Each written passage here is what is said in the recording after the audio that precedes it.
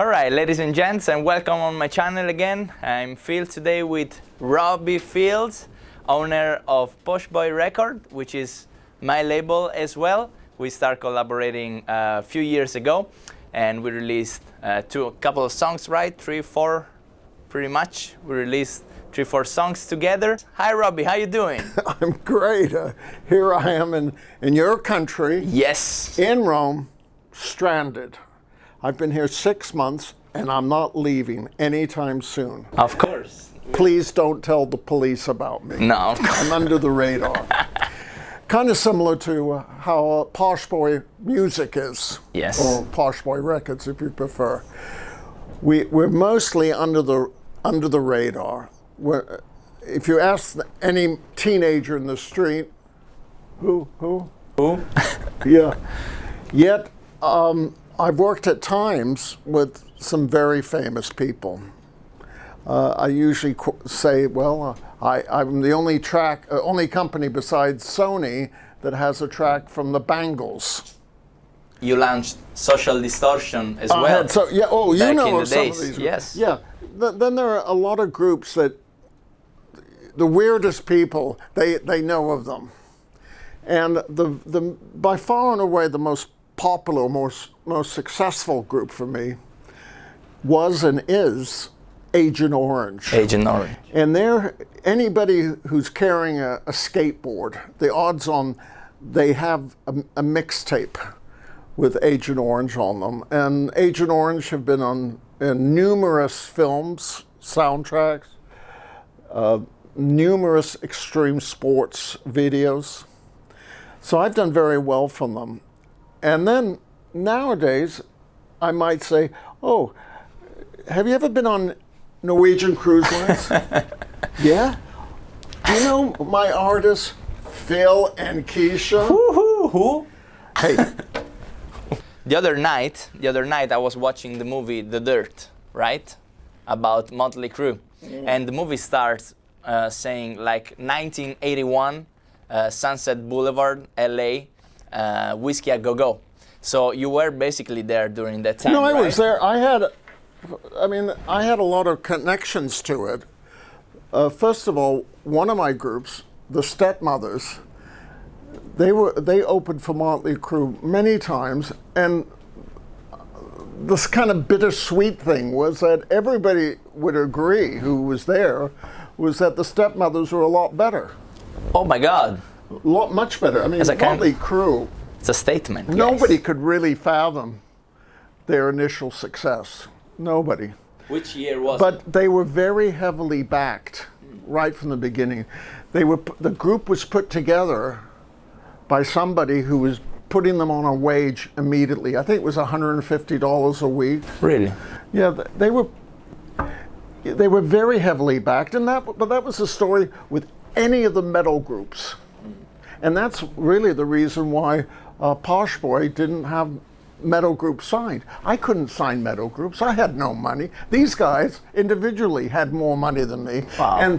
And their demands, they weren't demands, their necessities, the type of equipment that they needed. Yeah, for their show, right? Yeah, I mean, they were all very heavily equipped with musical equipment, amplification. Yeah. If they had a PA, well, it was big enough for a stadium. Yeah. So you for say the Isle of Wight. Yeah. So you recently. So I couldn't compete in that area. Okay. Now, the other connection I had was I'll try to get this right. I had a group called the Wigglers. I don't know about that. We actually have some recordings from them, but they never really gained traction. Mm-hmm. And Jay Lansford was in there as a guitarist. Let's say hi to Jay. He's like, hi, Jay. His lead, I don't know, one of the guys in it had been roommates with, I think with Vince. Vince Neil. Vince Neil, yeah. I mean, they were beyond tight. Wow. I have met all the Motley Crüe guys, or most of them I've met over the years.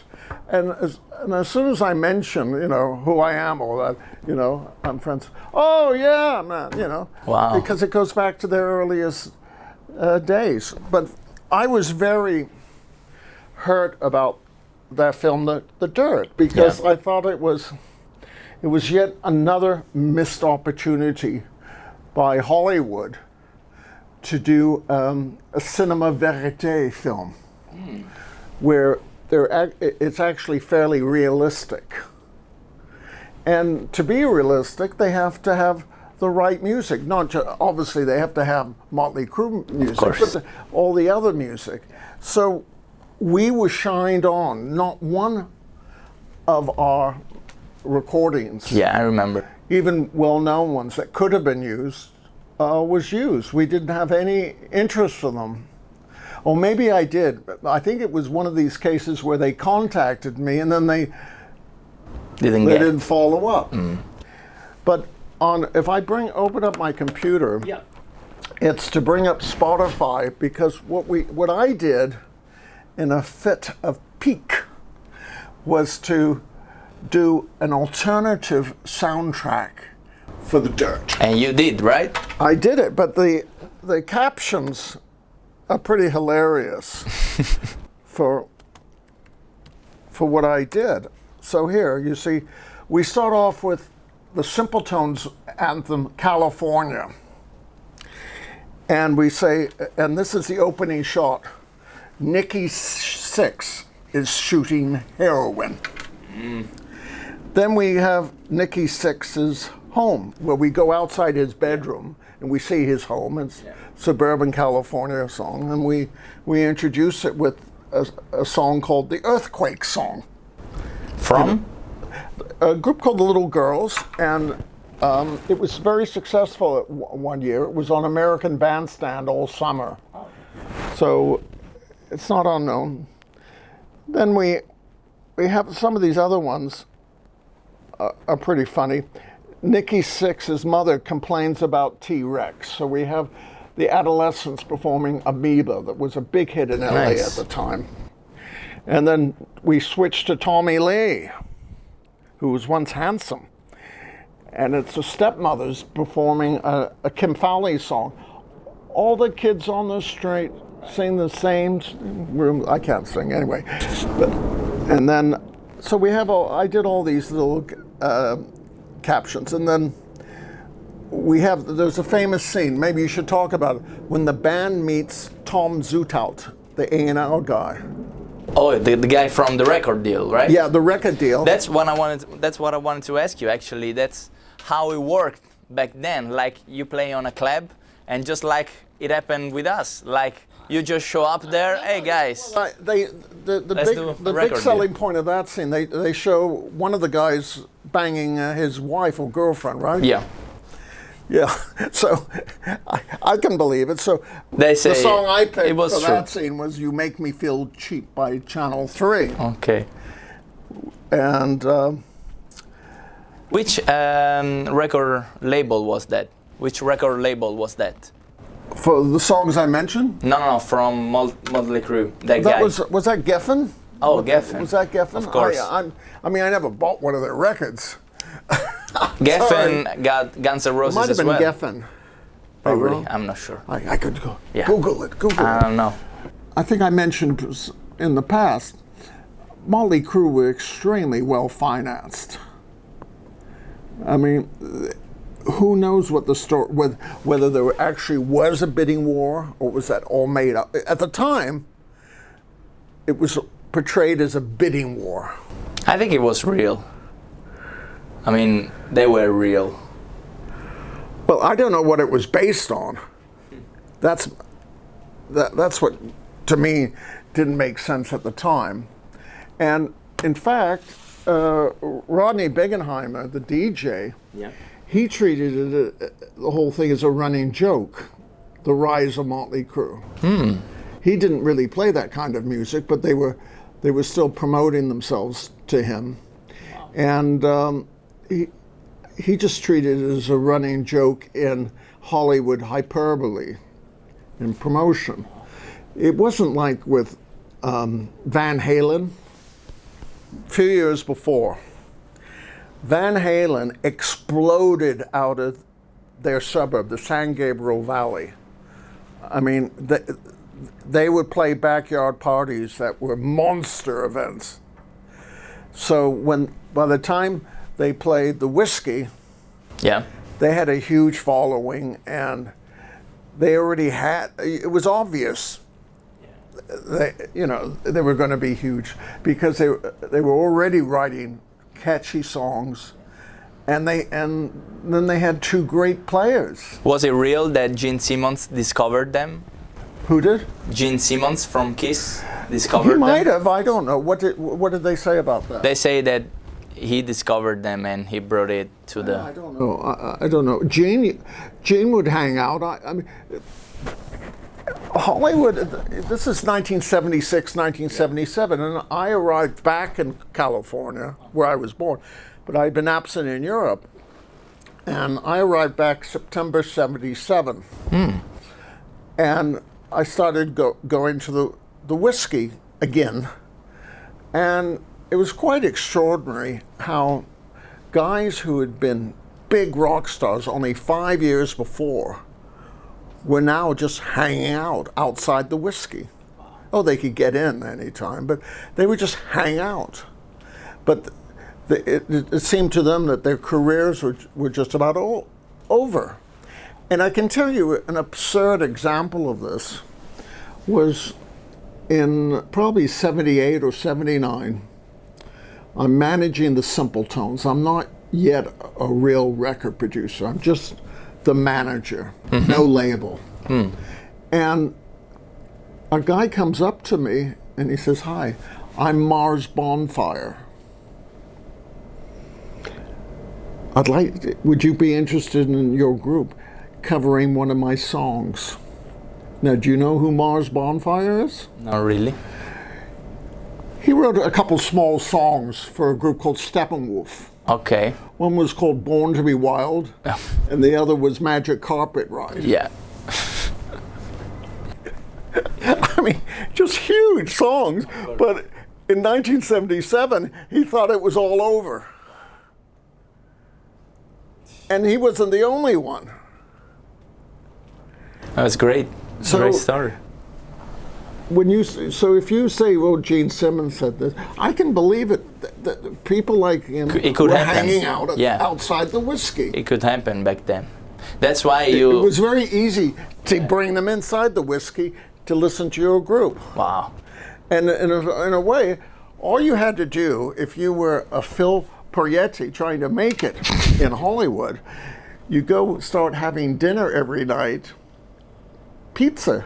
It's at the Rainbow. Oh, wow. The Rainbow Bar and Grill. It was in between the Whiskey and the Roxy. It was actually right next to the Roxy. And this is the place where Lemmy from Motorhead ended up spending his last days, and they put a statue of him in there after he died.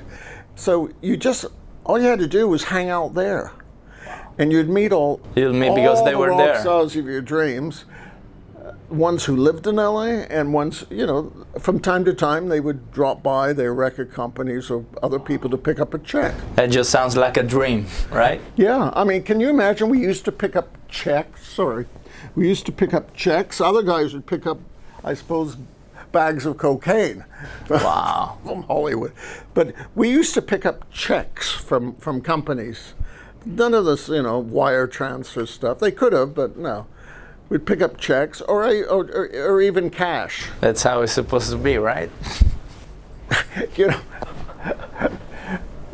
other day, it was only about a week ago, record store day. Maybe I shouldn't say this, but I was offered a lot of cash by a record store. Here? In Rome. Wow. He owed me some money, and he wanted to give me several thousand euro. And I had to say no. You could call me. Because, I could spend, I spend €2 here and there on tips, but I put everything on my credit cards, write it off my taxes, but how do I deposit more than, I don't think I could even deposit €500 in the bank. No, you can, no. So But back then, oh, was it different? That's why sometimes you say you were born 30 years too late, right? That's actually true. No, I went to Medem is a great trade fair for music, or it used to be. Now it's something else. Now it's different, right? But I first went, was it 1981? Yeah. January 81 I went. Well, up until 81, in the late 70s when it first started, people showed up there with briefcases full of cash. You made deals there for cash. Wow. By 81, they were still making deals on the spot, but you had to take a check. And then you fast forward. If you go fast forward 20 years, or to the turn of the century, there were no more deals. Nothing. It was all. We'll think about it, but no more deals. So now the industry is switching.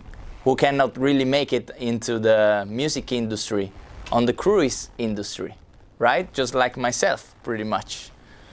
You met a lot of talents. I'd like to draw a parallel to that, which is previously I've been interviewed on camera by MTV for I think there was a documentary called Behind the Orange Curtain, and they wanted my take on why did Orange County, California, which used to be part of Los Angeles County, it's a suburb of LA, why did it suddenly start producing all these world-class groups like No Doubt, Sugar Ray, a whole bunch of groups? And the story is that when punk hit LA in 1977 or so, a lot of it was the art crowd. A lot of it was just people who were hip to the English records, which were minimalist by nature.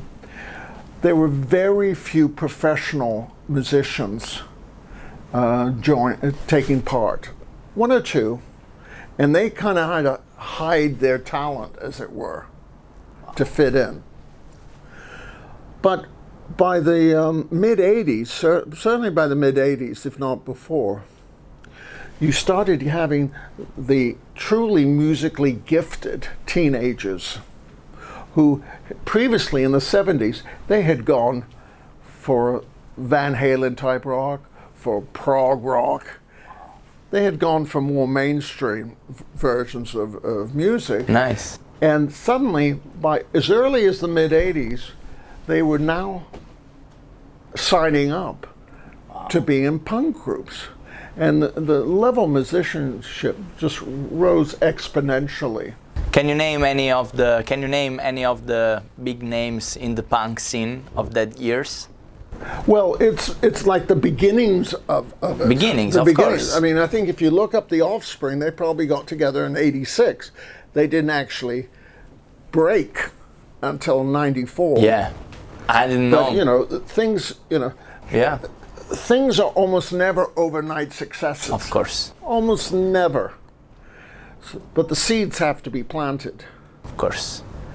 And so it used to be, occasionally you'd hear of a success story from Crüe, that somebody would make the transition from being a cruise director or comedian on Crüe to being on TV. On a major TV network in Britain.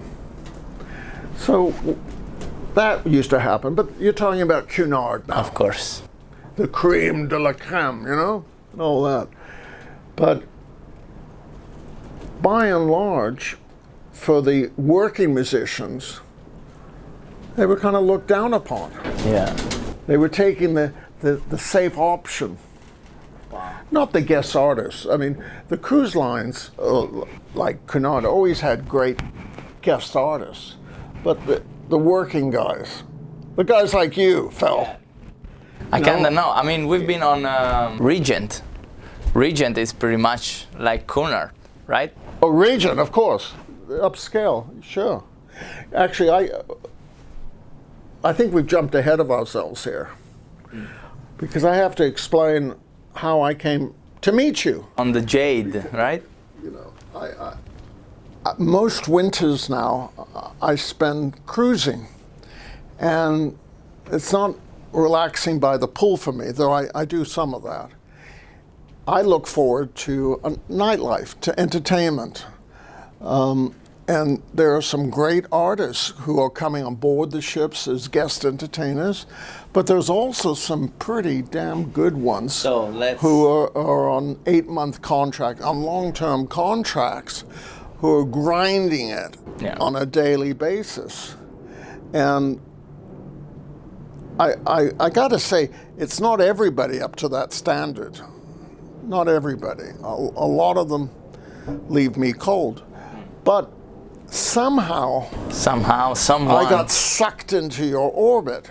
And I say somehow because I believe you were performing on the Jade. Jade, yes, 2018. And at that time, you were doing a whole routine of, you were doing a homage to Elvis and alternating with a homage to Hendrix. Hendrix, yes. Yeah, Touch the Sky, you know, and it was a lot of fun. But you could only watch it so many times. Yeah. But it was a lot of fun, and I could hear that there was some musical ability there. But seeing you 2 years or so further on, yeah, on the Encore, right? It was a transformation. Really? Why? Well, you had more experience performing together. Yeah, but together with who? With Keysha. So let's bring Keysha here, right? Is she here? Is she here? Keysha, right. Ladies and gents. Ladagazza. Thanks for inviting me. Thank you. Which is very demeaning. Yes. You let me get away with calling it La Ragazza. La Ragazza. But I'm almost 68. Wow. I'm an old man, old-fashioned. Old-fashioned. And she is just drop-dead gorgeous. And she can sing as well. For who doesn't know, on my channel, she's Keysha, my partner, that we perform on the ships for Norwegian and Regent at the moment. So yeah, that's us. Well, when you grind it out every day, it's wonderful training. Yes. I mean, you're being paid. It's not going to break your spirit. It's not like, you know, people talk about going on tour as being beneficial. Well, sometimes it is, but often it isn't. Right. And but to have an opportunity to play on those ships can be highly, highly beneficial early in your career. Absolutely, yes. Because you start finding out what works, what doesn't work. That's if you can listen. Now, some of the performers can't listen and they can't sing. And I am, for you might be surprised to hear this from me because I've always been so supportive of you and appreciative of what you do. But there are so many people that, you know, I hear them. We're not about to talk about them. No mas, no more. And what about our original songs? You bought my first CD, right? And then you were doing something very different from the usual cruise ship performer. The cruise ship performers, to supplement their incomes, sell compact discs. Yeah. And basically what they're selling are their autographs. They're just selling their autograph, even how much you feel the people are really buying your music. Yeah. Well, they're not. They're buying your autograph and to show their appreciation, because these compact discs are always, 99 times out of 100, they're cover songs. And I don't care how well they're done, they're not going. What did you find on mine? Yeah, yours was different. You were covering from the disaster of having released your own compact disc back in Italy, and I don't think there's one cover song on there. No, they're all original songs. Yes. So I always, no matter who the performer is, I always look at the credits on the back, you know, the CD.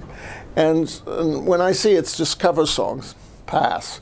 It's just not interesting. No, but I bought yours, and because it was original material, Yes. so there was something for me to study, because I doubt you had played any of the songs live on that cruise. I think I've done few. Yeah, I don't remember. I don't remember. Me neither. But it would be unusual, because usually Yes. they prohibit you.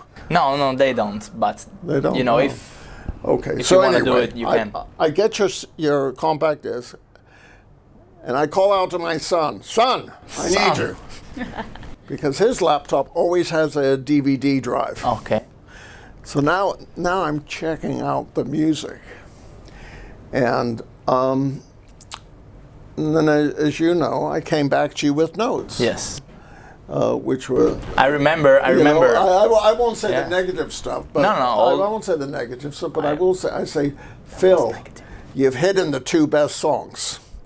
That's enough. That's not unusual. Yeah. And Phil, the wrong person is singing the last song. It's me, right? It's you. Yeah, you're singing it, and actually the right voice. It's a high alto. I don't know what. It's a counted falsetto. ten- Falsetto. Counted. You're singing in a high Yeah. voice, okay? But it's still recognizably a fella. Yeah. That song you need to give to Keysha.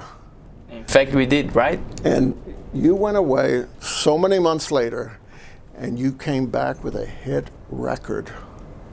Extraordinary. The first female ballad single of my career. Not the first female ballad, but the first successful one.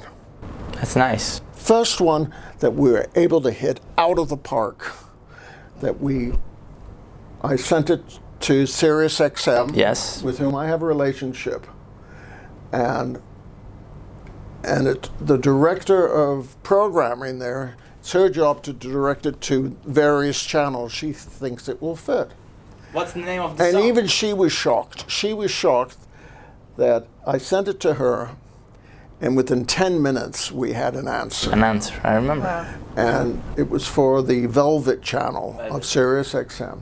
And I would have been happy with a few plays. Well, it's had dozens and dozens of plays, and it's still getting played at least once a month now, 2 years later. So this is a huge vindication of what I was trying to achieve. And it showed that it was possible to get this kind of success even if you were working on a cruise ship. True. Let's say the name of the song. You Saved My World. I'm sorry. Yeah. Well, Right? now my mind goes blank. But let me. You Saved My World, By sung by Keysha Veen, and it's available across all the platforms, including Spotify, iTunes. And it's still, as I say, it's still being played on the Blvd channel of Sirius XM. That's for people in North America with satellite radio in their car. And I'm still trying to promote it. We also have another one on Sirius XM, right? We also have Mine or Higher Vibe. Yeah. Well, we've actually been trying pretty hard to repeat our success. We try. And I'm glad to say that second song, standout song on your CD. Yeah. I think you redid some elements to it, like the intro, and that's called Higher Vibe. I've resang it too. Yeah, and that was the title song of the CD. Exactly. And did you say you were now sold out of the CD? Yes. Are you pressing more? When we are cruising again, yes. Yeah. A new one, yeah. Yeah. So, anyway, so Higher Vibe, beautiful, beautiful song, and I'm glad to say that we've had some attention for that. You've recorded a few other songs, and we're trying to now. We finally had a glimmer of hope with a collaboration On Spotify. that involved you and Nigel Planer, who's a famous actor out of England who was in he played the hippie Neil on The Young Ones, for those of you who follow English television comedy. Nice. And we're just beginning to get some attention for that song. But it's hard because it's essentially funk music. Yes. It's essentially, salute to 1970s or 80s funk. I love that stuff. Well, I love the Gap Band, but you can't get arrested for it now. Oh, they want to sample it. The thing is, the rappers, they all want to sample it. And so recently we had Gaia, my song, on a playlist, on a Spotify playlist, right? A few days ago. Yes, that's why I've had some renewed energy lately because Good. Quite honestly, I was dismayed by what hasn't happened this year. Of course. The expression in English, or in American English, is the phone stopped ringing. And it largely has. That most of my business, real business, is placing music in films and TV and extreme sports video. And this year it's all gone quiet. And at the same time, I haven't managed to get anything on Sirius XM, anything new, for about a year. So we know very well. I don't know what's akin to where you feel repeatedly, it's the end of the world, or the industry has died and this time it's for good. But if you go back over the last 20 years or longer, but certainly to the turn of the millennium, the music industry has been through some horrendous times where we thought, when the compact disc market collapsed. Of course. Then iTunes became the unexpected savior. Then its business model collapsed. Yeah. And then now we're doing better than ever, but it's on the backs of Spotify. Yeah. And then you become aware, it's not so much all the money being stolen now, but how vulnerable we are to the tap being turned off. That for us, that the money, we're getting a tiny percentage now, but it's perfectly possible that we'll lose 90% by playing it straight and not indulging in fraudulent activity. In fact, what do you think? What do you think about the Spotify CEO statement about that music is produced too slowly, like 3 or 5 years time frame between one album and the other is too large. You should produce every day, every week. That's kind of no sense for us musicians and producers, right? First of all, they have no right to say that. To say it. I don't have any right whatsoever. But this is what I'm dealing with on this new gambit of mine of reaching out to bloggers and to Spotify playlisting people, that most of them are very, very ignorant about music. They just are. And all they're looking for are quick sugar fixes. The only thing. Now, the pop charts were always full of bubblegum music and light stuff, music for your grandmother. It was always full of stuff like that. But there was always room for more involved music or more serious music. True. The question, for instance, I mentioned Hendrix earlier. Yeah. I'm not alone in thinking that All Along the Watchtower is the greatest rock singer of all time. By Bob Dylan. But would it get a listen these days? Probably not. You'd have to assume not. Would My Sharona, which was a bit fluffy. Yeah, but this is the age of fraud. This is the age of faking it. Right. And we know about it, but that's not what we're about. True. Neither you nor me. You know, we're not about that. It runs against our nature. I totally agree. But other people, they're disappointed. If you're not part of that game, they think we're their enemies. Maybe we are. That's why I'm very pleased in getting this new crowd that I had in the quarantine when I started doing my Kiss covers, because all of that crowd that loved Kiss and hard rock now is starting to connect with me, and I'm very pleased of that, because they were the real fans, the hardcore fans that know everything about the group, the songs. And so that's what it's missing today by teenagers and stuff like that. So hopefully one day it will come back in the right path, hopefully. So so about what you said about Spotify is that how it's not their place to say that. And but I can see how their little Spotifyers, they think the same way.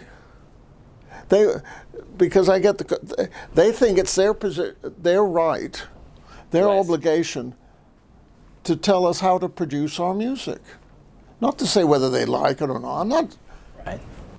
And if they're clever enough to see where we fake something or we're full credit to them. I've made in the last 2 weeks, I've made something like 100 submissions, and not once did they Google one word from it. They're completely uncurious, and then I'm playing games with them because I'm submitting not just new stuff. I'm submitting old stuff that actually has a story. Of course. So there you can prove it. It's too much for them to deal with. And this isn't sour grapes for me. I'm having a great time because I'm locating, through my work, my research, I'm locating the few thoughtful people out there. That's good. I'm running, 5 to 10% acceptance. I'm running a pretty good acceptance, but I'm learning a lot along the way. That's good. And so that my next singles, I know how to go full on and get to the right, not to waste time on the wrong people. Absolutely. That's the point. I mean, to discover the right ones to place our music, right? Yeah. So anyway, I mean, hopefully in the future, and this pandemic brought us to think a little more. So you've been in an up mood here, but really you've been damn unlucky this year, because I got lucky that I was able to revisit you as performers. This time, a few months before, right? It was on Norwegian Encore, magnificent ship. And in the interim, they had made you one of the youngest bandmasters in history. There have been dance captains your age or younger.